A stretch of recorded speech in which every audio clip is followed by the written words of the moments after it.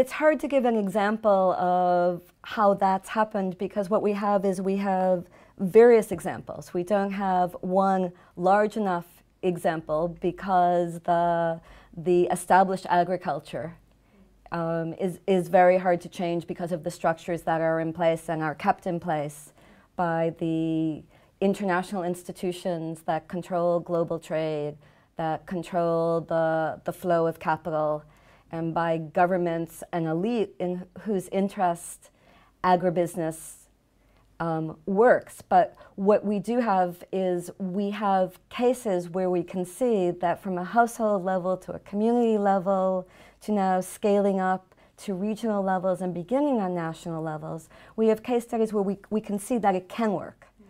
The example I know the best is, well, I've just spent a year with small-scale organic farmers in the Philippines and El Salvador and in Trinidad. And I won't talk about all three, but I went to the Philippines in part because I wanted to understand why it was that small-scale farmers were transforming, or were reverting to a new way of doing organic agriculture. And I really wanted to understand why they were doing it and whether it worked.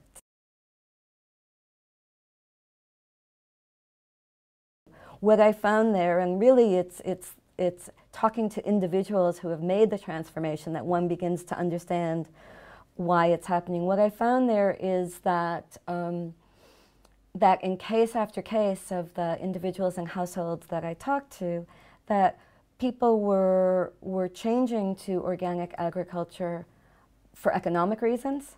So they earn more. They also produce more. It's better for them socially, it's better for their community, it doesn't breed the equity problems that agribusiness breeds. It also is good environmentally. Now some of us who study environmental issues globally have thought about the environmental costs of large-scale agribusiness, but one of the things that surprised me that I learned on the ground was that the local farmers think about it in terms of the local environment. They also think about it in terms of climate change, but also very, very key to them is the health impact, that they are much healthier with organic agriculture. And so what we find is that on the ground in places like the Philippines, it's organizations of small-scale farmers who are scaling up. They are buying mills and they're cooperatively owning the mills and getting rid of the middle person that way.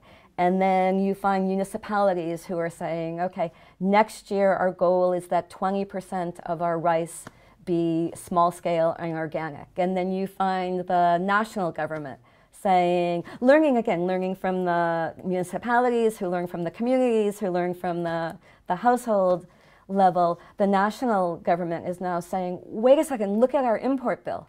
Our import bill for pesticides and fertilizers is really, really high. It's not sustainable. And our import bill for rice is not sustainable. And what's the answer? Well, the answer is organic small-scale agriculture. So that's how it's scaling up.